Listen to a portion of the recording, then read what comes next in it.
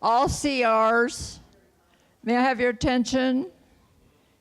We need your signature for points, and Greg is at the back with the clipboard, and he needs your signature so you can get your points for today. I'm really happy to announce that Don Myers is conducting the seminar today. He's well known to all Rosarians for his articles in the American Rose magazine.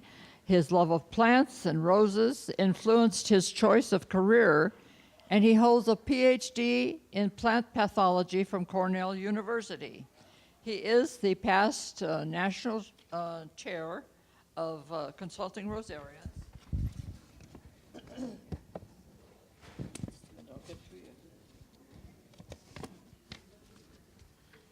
He's also responsible for creating the Master Rosarian designation of the American Rosarian Award. And please, I'll remind you again, all CRs will receive 1 point for their attendance today. The seminar is very interesting to all of us. Pesticides, are they safe for man or beast? Happy to present Don Myers. Okay, thank you. I hope you've all had a good lunch. This is a hard position, this timing. Why? At a Rose Convention, what's happening now? The Rose Show is opening. You want to see your winnings and whatever. Or you haven't gotten back from lunch. So, nonetheless, we'll do the program, and we hope you learn something from it.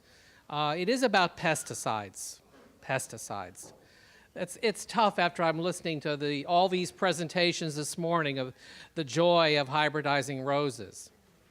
And now I'm going to talk about something that you might not find so pleasant. So before I tell you what I think, which I don't usually have trouble doing, I have a survey. And this is what I call the pesticide survey. And it's meant to stir up your thinking about the subject and where do you stand on the subject. So does everybody have one that needs one? No. Okay, I've got 100 of them, and when they're gone, they're gone. So pass them back. Don't have one? So the first word is the word pesticide. For UCRs, it's okay, she can have one. Both. What is a pesticide? Okay, and boy, they're going like hotcakes. There, I got it. Thank you. All right, you need another one? Yeah. All right, whatever. Sometimes people think of the word pesticide in terms of insecticide. That, yes, an insecticide is a pesticide, but all these other things are also pesticides. Fungicides, miticides, herbicides, they're all pesticides. So it is a more general word than many people think. And they'll say, well, I don't use pesticides. And sometimes they mean that they're not applying an insecticide, or they're doing it very selectively. So the first thing, put the state and climate zone where you live, because this is important. The great state of California has some uniqueness to it compared to where I live in North Carolina. We struggle with growing roses. There's no doubt about that. If you don't spray your roses, you're going to have issues. Even the great knockout, they're all over the place. It's like they're multiplying. To me, it's been very destructive for the rose hobby to have knockouts all over the place and not a lot of other things. But they do require less maintenance, although I could have taken a picture of one across the street that had no maintenance and had no leaves on it either. I wonder why. So it's not perfect either. Okay, so the first question, what do you believe? And these are 2 or 3 different statements. Which one most corresponds to what you think? Rose pesticides are unnecessary toxins that kill pets, injure people, take the first one, and they harm the environment. I heard the gentleman that talked this morning, Mr. Ping. talk about pesticides and how they harm the environment. That's his opinion. Okay? It's time to stop this pollution. The American Rose Society should endorse sustainable rose growing to grow roses without pesticides. So that should be a clear statement from the ARS. That's a view you might have. And it's okay. The second one, there is little or no evidence that pesticides used as directed kill pets, injure people, or harm the environment. Pesticides have formed the basis for growing roses for a century. New and improved pesticides have been developed with increased safety to man and the environment. I support their continued and responsible use. You might have that view. And then there's the third view, which is, I don't have enough information to understand the pesticide issue.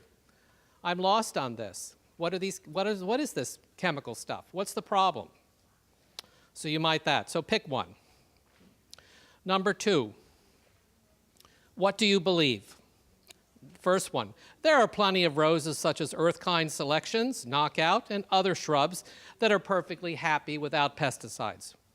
We don't need those finicky hybrid teas that require pesticides.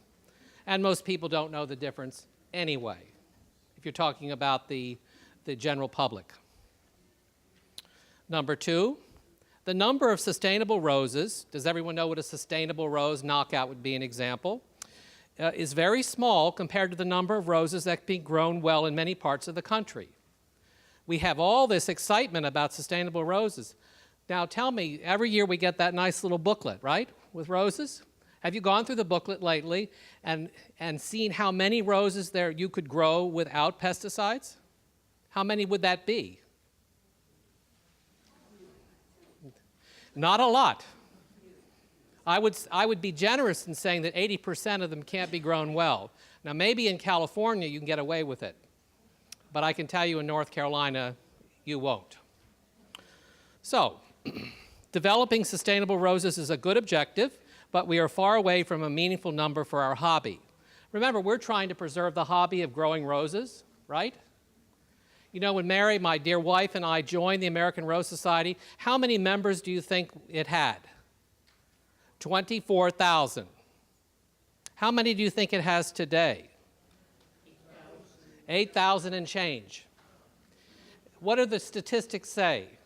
Every year we lose about 1,000. So I'm kind of wondering, if that continues, what's going to happen to this group? It will die.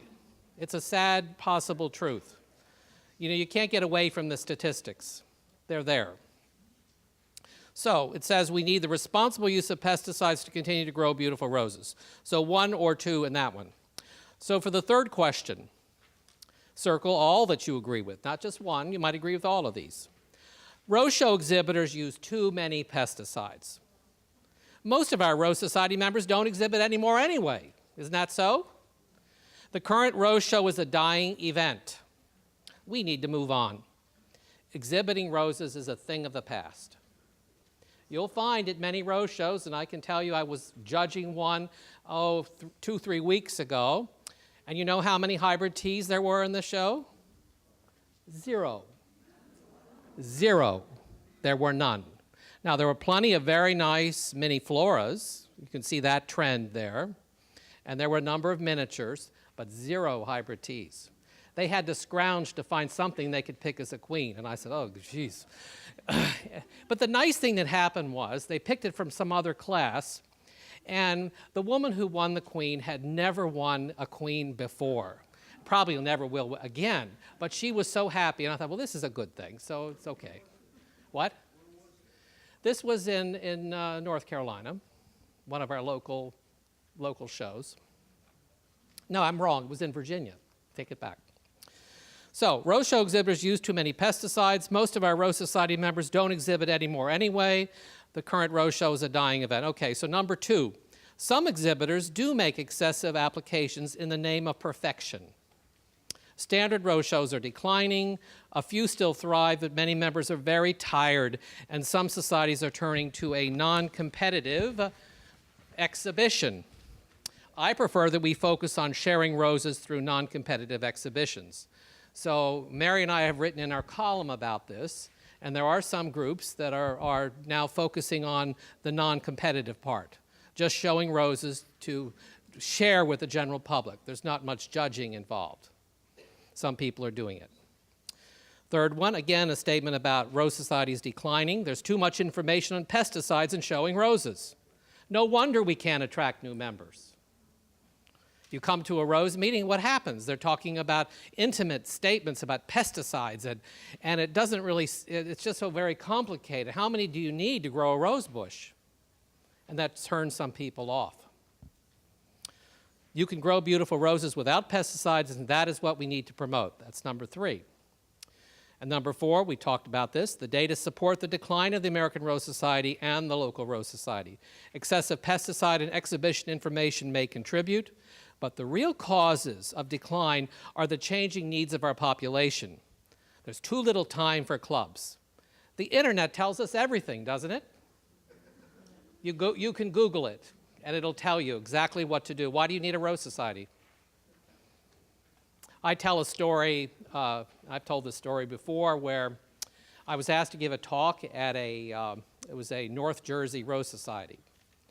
And it was a Saturday. They had it at a country club, and it was very nice. You know, they had a lovely lunch, and I went there, and I was going to talk, and I said to them, well, when is your rose show? We don't do rose shows anymore, okay? There are about 30 of them. And then I said, okay, that's fine. Then this question number 2 was, what roses do you grow? Oh, we don't grow roses anymore. And we're too old.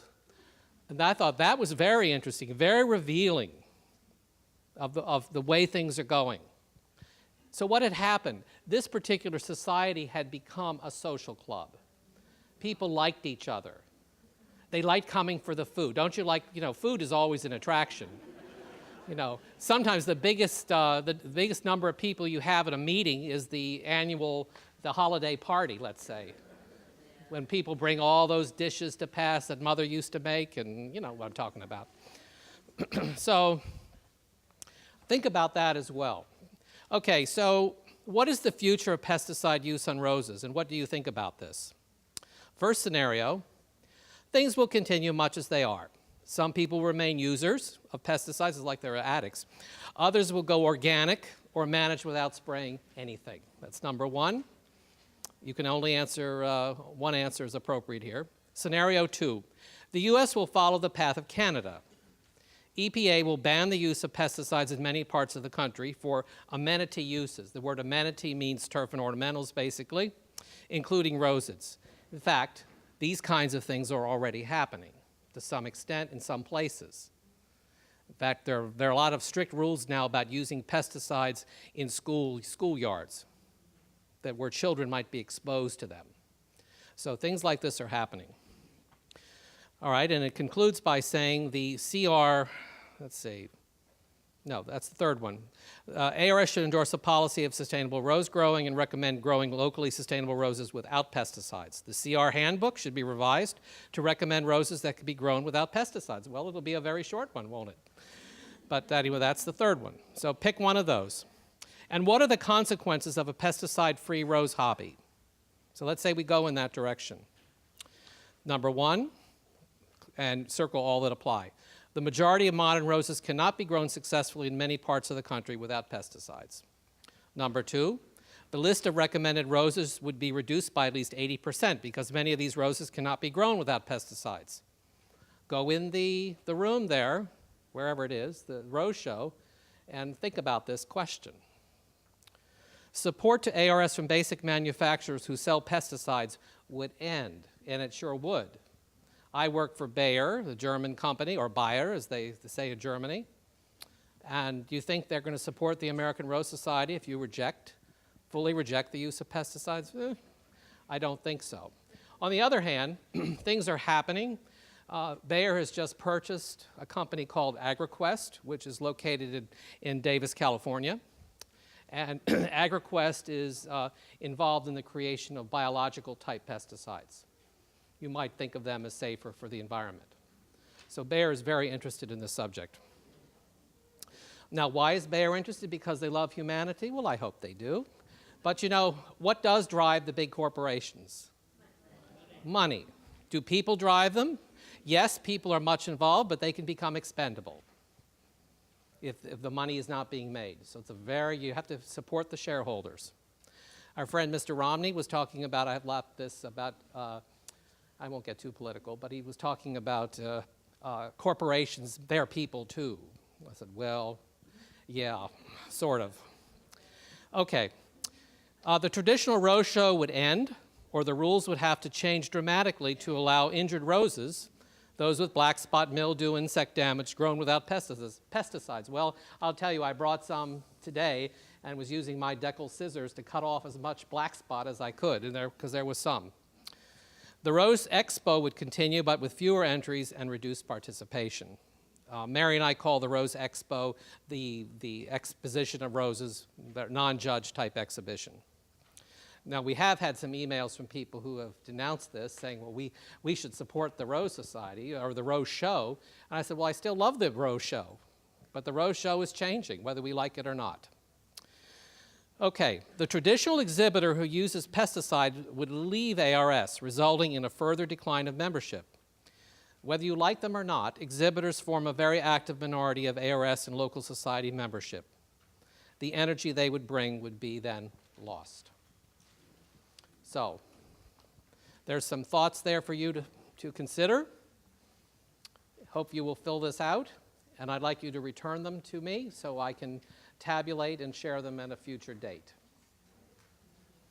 Do you have any thoughts on this subject? Yes, sir. I am from Ontario, and our provincial government, which is the equivalent of your state government, has banned all use of pesticides for cosmetic reasons. I know. And the gardening business is a real mess. The only plants that seem to be doing well are dandelions. I started a business to go into the making of dandelion wine, and I think I will become a millionaire. What about your roses in Canada? Sorry? What about your roses in Canada under this condition? Well, I used to grow about 250. I've got about 80 now, and we have a lot of problem. We had a very dry summer, and our roses aren't used to that sort of thing. And most of the roses growing are nude up to about 20 inches, and they have that problem. We also have a lot of rose midge growing, and you know, I came down here hoping to see some nice roses, because I won't see them where I live. That's too bad. No, the ARS does support, I'll say this, research. And I'm involved with the head of the research committee. And what we do is evaluate proposals that come into us, or even solicit them, about problems or issues that are important to the American Rose Society. I'll give you an example. We funded a grant from the University of Tennessee on rose rosette. Now, rose rosette is an interesting situation where it was started to be spread for good reason. Because of the weed, the Rosa multiflora, there were researchers at Iowa State University that thought it would be a good idea to spread this. Well, they didn't know what it was at the time. It turned out to be a virus. Spread this virus, and it would kill the Rosa multiflora. This was a good example of biological control. But often what happens with biocontrol, it's not thought about well enough. And so indeed what happened, there were, not only is the Rosa multiflora affected, but modern roses are also being killed. And the disease in the last 30, 40 years has spread all across the country. I even found one in my own garden. I denied it for a few days. Then I decided, well, I better not deny it anymore. Basically, you don't have too many choices with that. You have to really take it out of the ground. particularly if it shows the symptoms. You can see these witch's broom symptoms. Anyway, the ARS is sponsoring this work, and the test plant, you'll be amused, is none other than our friend Knockout. Knockout is highly sensitive to the rose-rosette disease. So ARS does good things, and this is one of the good things that it does.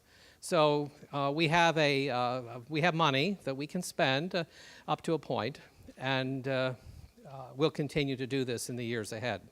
So that's what's going on. Any other comments on pesticides, ma'am? Yes. From your mayor's standpoint, this gentleman says that in Canada they ban pesticide spraying for ornamental. Is the EPA, are they getting close to butting into that, or? So far, the EPA has not done that, clearly. The chemical industry is among the most highly regulated industries. You wouldn't believe what we go through. And when people say, we need to get rid of regulation, we need to be free, I thought, well, goodness, this is not an area that freedom would be good. Regulation here is very, very important. And to develop a new compound, how much do you think, how much does anybody think that it cost Bayer or any of the basic manufacturers to bring a new pesticide to the marketplace? What? 200, the current cost is roughly 260 million. So with that in mind, only so many people can do this. And Bayer, yes, has got money. The Germans are good at saving their money, and they have a lot to spend. It's okay. But do you think we're going to be spending it for roses in particular? No, not at all. Roses are a very secondary thought. You know, the food crop is what's important. And that's really the basis of what I wanted to talk about in terms of pesticide safety. It's a very important issue for you to think about, because there are a lot of statements made about pesticides that I think need to be challenged. The basic manufacturers of pesticides have been relatively complacent about challenging statements that are made. And it's time to challenge some of this, because some of them are just wrong. Yes, sir.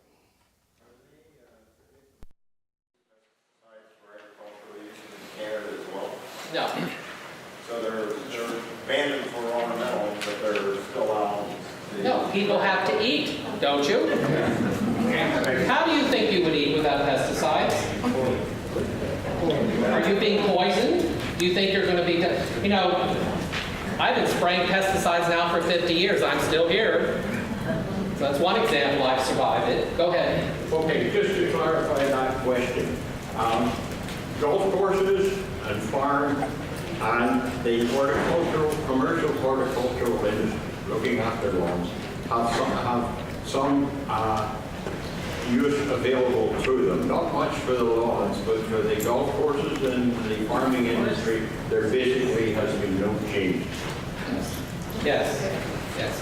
Golf courses, you still use pesticides in Canada. Yes, ma'am. But do you know also, because I don't spray anymore because I can't stand the smell, and I've noticed I have more bugs that take care of the nasty ones. You think so? Okay. I think so. All And I right. have birds that come in. Okay. All right. But pests, I don't seem to Do you have. grow roses? Yes. How are they? They would look fine until I move. Well, how were you taking care of your roses? Fertilizing, water, Oh, those are good spraying things. them, washing them, and occasionally if I got a scale or something, I'd use some soap, dishwashing soap. Is that considered a pesticide? Is soap a pesticide? Is it? It's a dish. I guess so. In the way she's using it, it would be considered a pesticide. But only a little.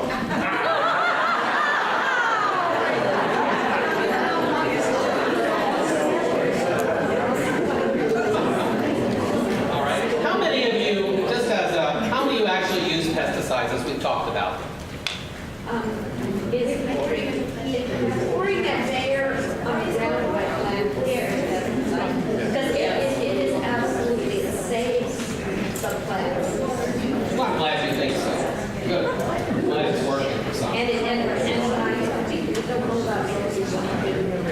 Yes, ma'am.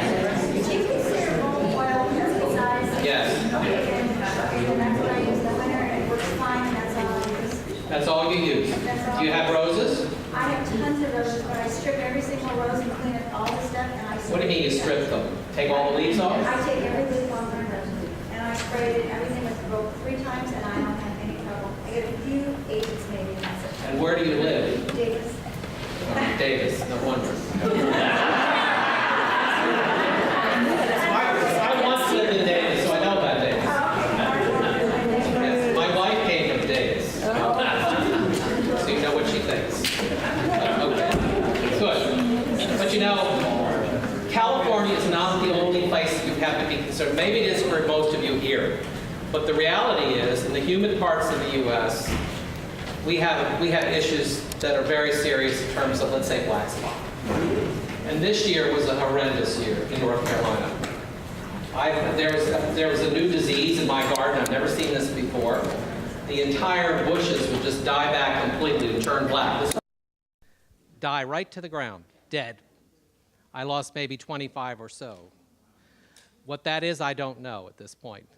But I was philosophical about it and said, well, basically, it gives me a place for a new bush. But,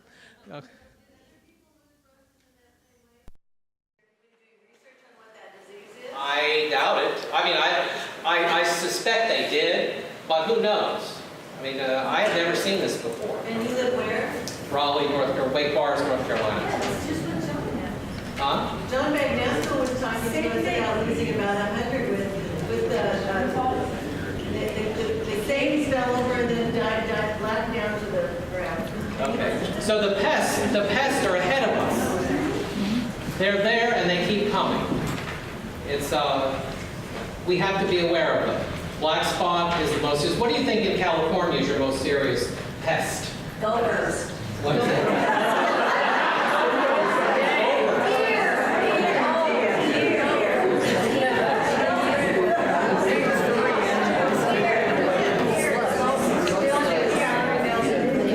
Black spot in California?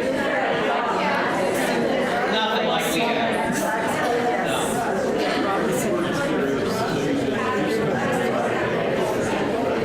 Chili trips, that's another one. What do people do for chili trips? Chili trips affect the leaves of the roses. They make a mess. So Patsy, what do you do for them?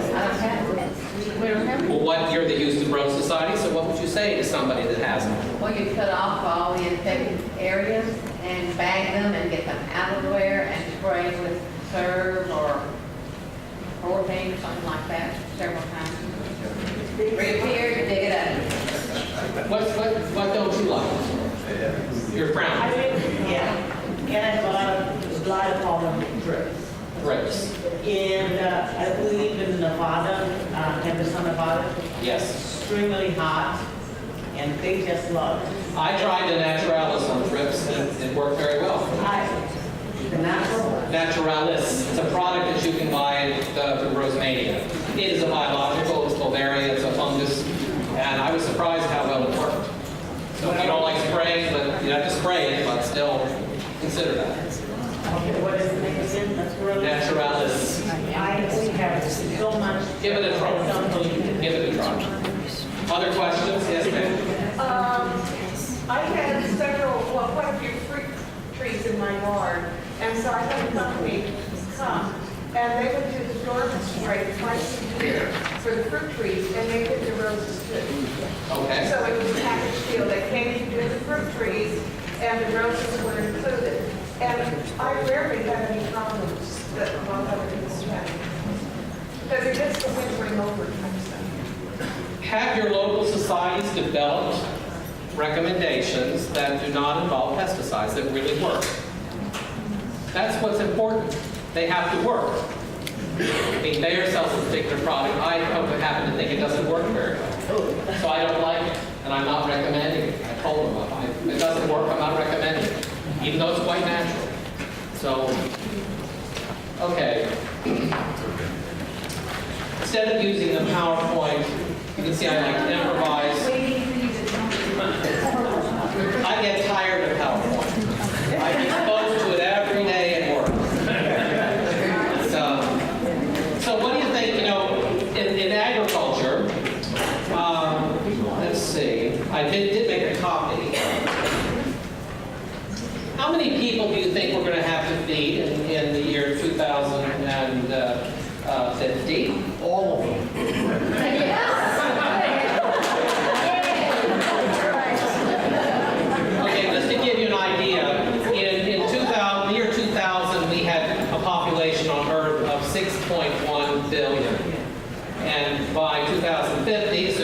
many wars, I'm guessing, then it'll be 9.2 billion. So where's the food going to come from those people? China. It comes from China. Leave that. Yes. So what do you think? Or let's say, what does the public perceive of in terms of chemicals? People fear synthetic chemicals because they say, well, it's synthetic, it's not natural, it must be more dangerous. I've heard that comment a lot. You don't trust science. Most people, they don't. Or industry. We talked about that before. Industry wants to make money. So are you trusting industry to do the right thing? There is certainly a mythical image of organic farming. It must be good because it's organic. Look at that closely. Poor understanding of risk versus hazard to the environment. We can talk a little about that. Sensational media reports. The media will get something and they'll blow it out, all out of proportion.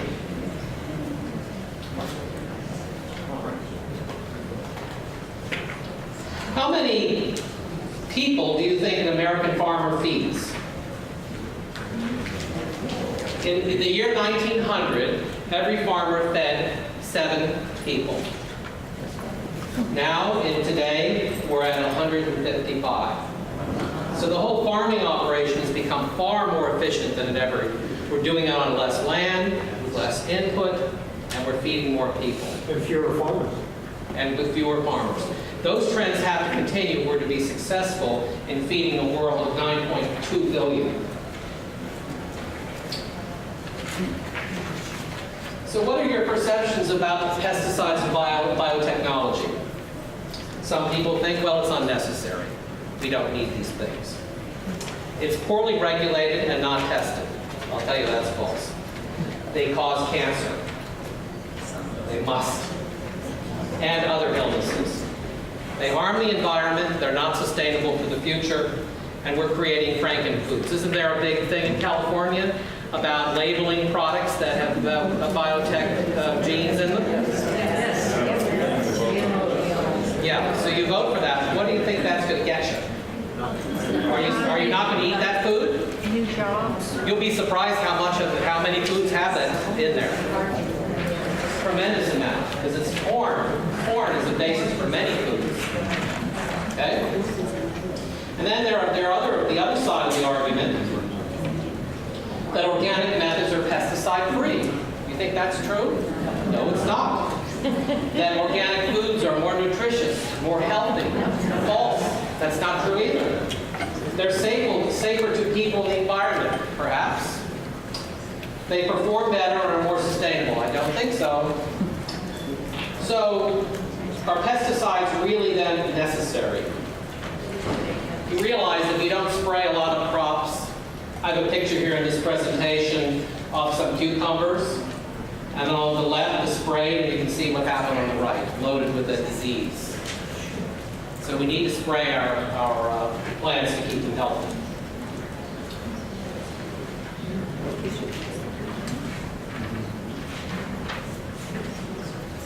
So let's talk a little about pesticide safety.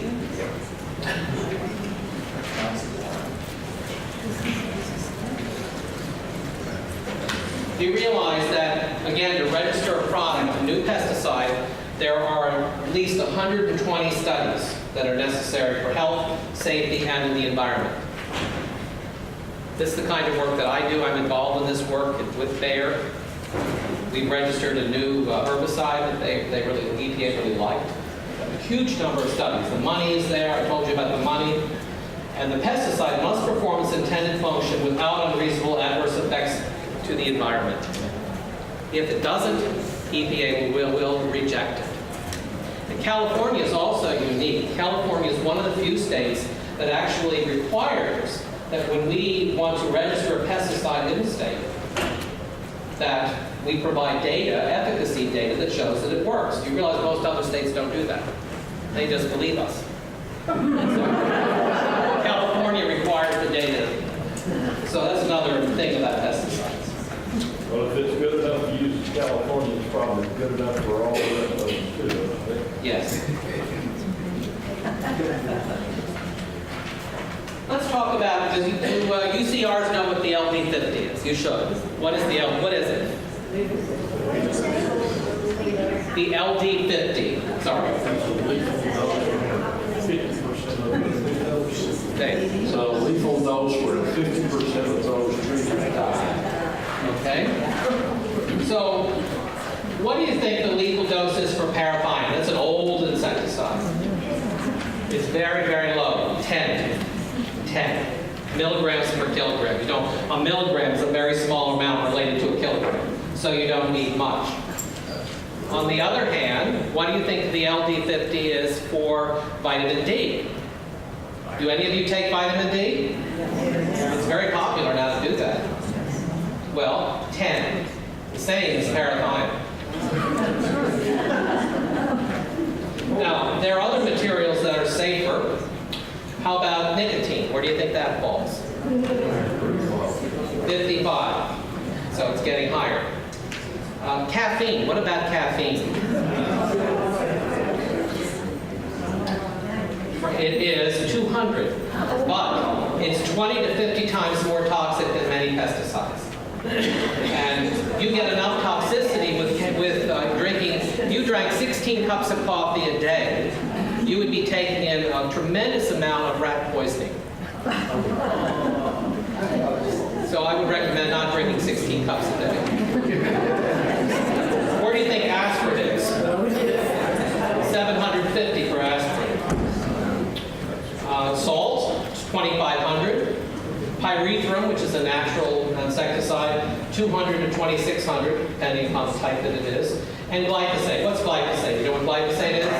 Roundup. 4320 for glyphosate. So at the end of the day, the dose makes the poison. So you have to be aware of that as a CR, this type of substance. Again, the low number is the bad number. Thank you. The low number is the bad number. Well, sure it is, but how much you're taking in is also a factor. Do your local societies, do your CRs actually talk about these kinds of issues once in a while? Yes. I know it's kind of dry, but it's a good thing to do, don't you think? Yes. Okay. All pesticides have legal limit residues that are permitted by the EPA. So the amount that can be on your food is strongly regulated by EPA. And occasionally there are issues when a certain amount is tested on a particular crop and you get more than the legal limit. And you have a lot of newspaper headlines. Many of these can be very sensational. The interesting thing is that all of the synthetic chemicals are tested, but the natural ones generally are not. And a lot of these materials, these natural, are very strong toxins. So just because it's natural, that doesn't mean it's going to be safe. It just disappears faster, right? What? It just degrades faster, right? Where are you? Oh, What? who said this? The natural ones degrade faster, correct? Not necessarily. Really? I mean, the natural might mean that there's something in the environment that does degrade them, but I'll tell you this, for all the pesticides that are permitted, there are microorganisms or they're naturally degraded. So the sun is a good agent for degrading pesticides. The length of time a pesticide can stay in the soil is very limited. It's not like the old days where they could stay forever and ever. Do you know what they used? Read some of the books, the old Rose books. Yeah. And there's some things, I read this one, and she was, I can't think of her name, she came from Cornell too. Very famous rose doctor. What were they using? Who was it? Yeah, exactly, Cynthia Westcott. Well, what was Cynthia using? Cadmium. Oh, that's a good one. That's a good one. Cadmium they were using at the time for disease control.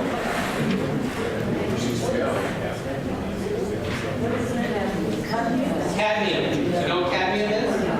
Not a good thing. You don't want that. You don't want that in your environment. Another thing about cancer. You realize overall cancer deaths, excluding lung cancer, have declined 19% since 1950, so it's on the decline. Risk of cancer from eating trace residues is 1,000 times less than eating carcinogens found in beer, wine, and cola. So the amount of residue for these pesticides is so low, you would have to put away a lot of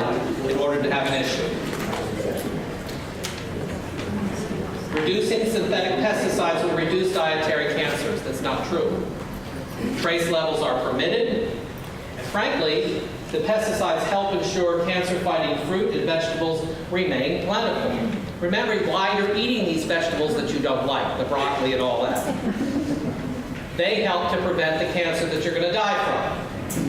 So having a little residue on them is that such a bad thing? No.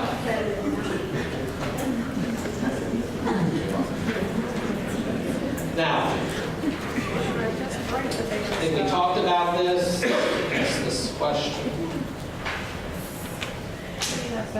Is an organic food more nutritious? No. There are numerous studies on this point.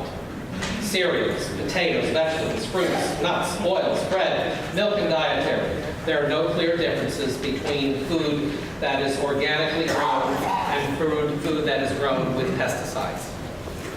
So I've had some interesting situations going to the food store, and I'll say to my mom, I don't want to spend more on that organic stuff. I want pesticide treatment. It's cheaper too. So I've stirred them up a couple times in the food store.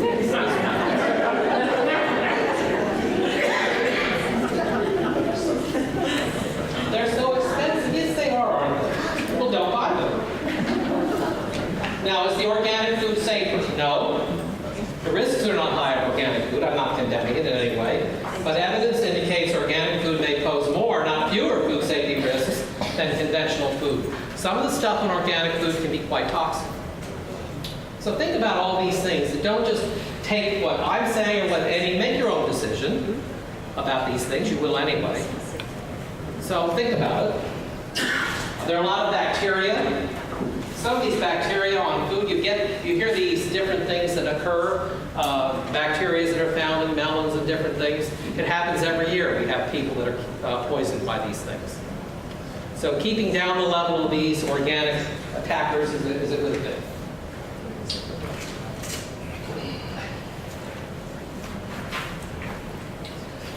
How do you think organic growers grow plants? Do they use herbicides? What is a herbicide? A weed killer. So how do they control weeds? Hand pulling. That's the way it's done. Hand pulling. In fact, there was some law in California that had to be overturned back in 2004. Organic producers asked and received an exemption from the ban against hand weeding in California. Another thing that's a misperception about organic stuff, a lot of people think, well, it comes from the small local producers. You think that's true? No, it's not true. Does it matter? Some comes from China, I'm sure. Everything else does. Big corporations, they're evil, so it's coming from them as well. They're selling it. Often imported from other countries. So this, just because it's organic, that doesn't mean you have some nice little person producing this organic food with love. No. U.S. food companies import 50% of organic soybeans from China. Good old China. Let's see what we have. We're almost at the end of this part. So, do you think organic food is sustainable?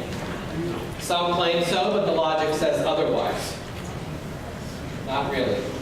It's going to be very difficult to sustain the populations we have with just organic food. You can choose to eat it if you can afford it. But for the general population, we're going to need a way to produce food in higher quantities. Right now, pesticides are the answer to that. Also, the biotechnology that's coming in. The genes that have been inserted into plants to control insects. Do you think it's possible, for example, to insert genes into rose bushes to control black spot? I don't know why it wouldn't be. I think it's a good idea.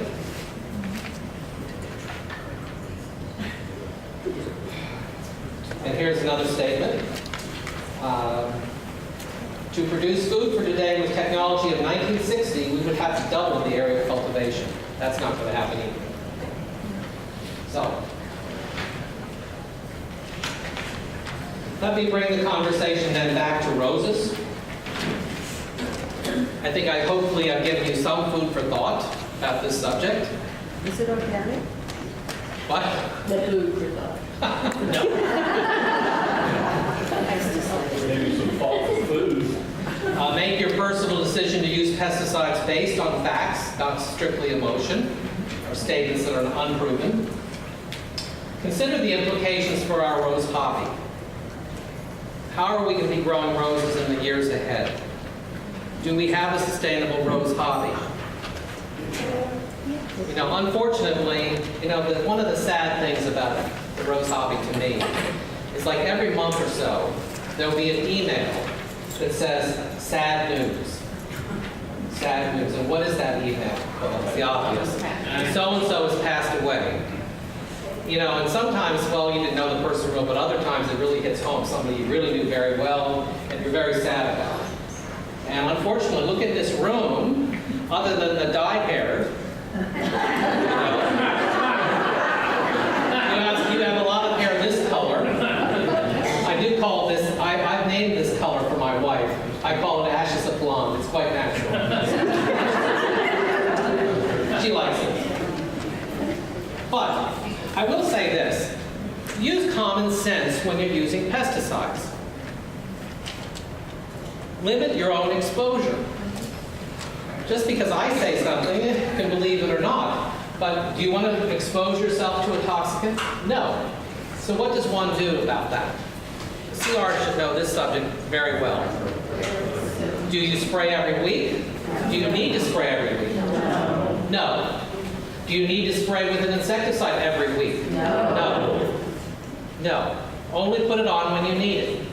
Another thing I've been willing to do for a long time is to tolerate a certain amount of disease in the yard. So what if there's some? The world won't end. I still can grow roses. And yes, ma'am, you wanted to... Sometimes the problem is convincing the public that they don't have to spray every week. And that's where the problem lies. And for us going to Lowe's or Home Depot in California and watching people who don't understand about growing roses or plants in general, they've got their hands clenched around that box or whatever. And they're going, oh, well, look, it says this, but we'll go home and do that. And I can't even tell you how many times I've heard that. Well, there's what I call in Lowe's and Home Depot, the big box stores. I call it the wall of pesticides. Yeah, and of course you do. And I've gone in there a few times, just stood there, just to see what happens. And people are looking glazed. What should I buy? Of course, I can tell them what they should buy. And there has a whole program they call the Weekend Warriors. These are employees that go out to the big box stores and actually work in the stores to give advice to people that are buying these chemicals. So yes. Yeah, to follow up on just what you were saying, I think a lot of the problems is when a novice goes into a store, to get some kind of relief from whatever disease or pest they have, they often ask the clerk is completely untrained. So it depends on what store they go to. We have one store that actually hires a couple master gardeners, which I am one. And they make sure that the information they give is quite appropriate and they direct them appropriately. And the way they stock their shelves is all at the most low toxicity ones are right at eye level, and the higher ones are not that high, actually are very toxic level. So it really depends on what the store is trying to do. And if you're trying to drive sales and money and flood the market with a lot of junk, it isn't necessary. That's what happens at some of the box stores. I don't think it happens at your very fine nurseries. So that's where I see the issue. Okay, thank you. Other comments on the subject? About limiting your exposure? Yes, sir. I have a question about the chemical manufacturers themselves. Do they feel like it's necessary to develop similar but new products to take an old product off the market? Okay. On this subject, do chemical companies feel they need to develop new products that are similar to old ones? One of the issues that's occurred since about 1960, the number of high-quality chemicals has increased greatly. So now there are very few problems for which there is not a chemical solution. So you're always trying to raise the bar. Well, if you've got 95% control of something, is 98% going to be of any value? You won't be able to see it. So that consideration is there. We're moving in different directions. The sustainable thing is very important. Bayer has developed what they call the biologics group, and they're working solely on these biological type controls because they know the future of synthetic pesticides. Let's say it will continue most likely, but we need other solutions as well. So, for example, an old chemical, I don't know if anyone used it, I was talking to Patsy about this, Sentinel. Did anyone ever use Sentinel? Well, it's coming back. Now, for roses, I don't know about, but I know that Syngenta, which is the purveyor now of that, is bringing it back. And for black spot, it was the only thing that I thought 21 to 28 days it would work. The negative part about it is very easy for people to become overly exuberant and overdose. And when you overdose, you would get a shortening of the internodes, so the plants would be shorter. Not good overall. Certainly if you're growing exhibition roses, it wasn't good. So things are, yes? My major issue with pesticides has been that they tend to destroy the predator insects as well as the insects you want to destroy. So have there been any movement towards chemicals that can differentiate among insects? Oh, definitely. That's part of the studies that go on now. It's not a simple matter, though. No, I'm sure. And the big one is the bumblebee. That's a big one. And Bayer has a strong commitment to looking at how their materials affect bumblebees. There was this whole thing about colony collapse. You heard about it in the news on 60 Minutes everywhere, and they want to blame pesticides for that. The evidence is really quite mixed that pesticides are really involved in it. It was probably this varroa mite that was the major cause, but there's a lot of questions. So Bayer is spending some millions of dollars on a new bee center where they're looking at better understanding how these materials affect bees and colonies and that. So there's a lot of interest there. Go ahead. As rosarians and consulting rosarians, we're supposed to be sort of in the knowledge. We can't put the blame totally on these chemical companies because our expectations are so high that we want one product that takes care of everything, no matter what, when nature itself should be the perfection. We think we can improve on that by putting a whole bunch of chemicals out there when our tolerance of perfection should become lower. Because black spot has its enemies, pesticides, the pests that are going, aphids, worms, whatever, they have their enemies. We don't want them, and that's why we're putting all these chemicals on. But what are we doing to the environment by doing that? Let's give nature a chance, and not just blame it on the chemical companies. They're only giving us what we're asking for. That's true. Okay. Yes, sir. There's much research being done on natural immune type things like messenger RNA, things of that nature. Yes, there's been a lot on that. It probably will continue. From the research I saw, in a practical sense, a lot of those things didn't work so well. You couldn't prove it scientifically that they were working well. It's like controlling Japanese beetles with the bacteria in the soil. Science says it doesn't work, but people believe it. And I said, look, you believe it, go ahead and use it. It's fine if you think it works. The science, though, doesn't support that. But, yes, answer your question. Go ahead. The other day on NPR, that's the Portland station, they were talking about DDT and how because Monsanto had said how safe it was. So can we always trust these big companies to tell us the truth? Well, I mean, as far as I'm concerned, I'm a rose person, and I will look at it myself and make my own decision about what the company says. They say something that I don't believe in, I'll say so. It's at the end the people that have to say it. But you have some knowledge, little person that just go into the grocery store or the Boxville, they don't. they- Make no mistake, the companies want to make money. Right. There's no doubt about that. 100% for sure, certain of it. We don't survive without providing money to the shareholders. So it's true, there's some truth to that. So the point is that I'll leave you with this kind of statement: limit your exposure, do practical things that reduce the frequency of applications as well as exposure to yourself, to your pets. Oh, there are stories about pets, which I won't go into, but I know this: we have 2 spoiled toy poodles. And I could tell you, if anything happened to them because I was spraying something on the roses, there would be hell to pay. But nothing has happened to them. So limit your exposure, that's all. Yeah. Fine. I live in a community that's economic base is growing peanuts and cotton. And you talk about chemicals.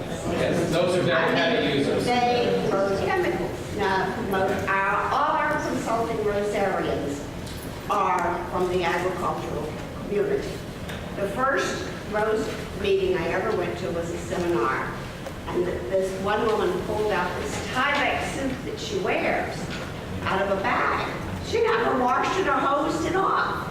We were in an enclosed room. I had to leave. I had to leave. But that's the mentality. Well, I thought, I'm not going to do this. And I went to Lowe's and familiar with the name Bear. So I started reading, and I got my product, and I used my product, and I thought, these people now who are living in the city have got to find a better way. I have called there on that 800 number from Silver Line. I've talked to people in North Carolina. I've talked to people, I think it was Connecticut, was where, Connecticut? That didn't sound right though. Yeah. But I have talked to people, I have emailed. I have never gotten a single call back or response. And weekend warriors has never come to our road.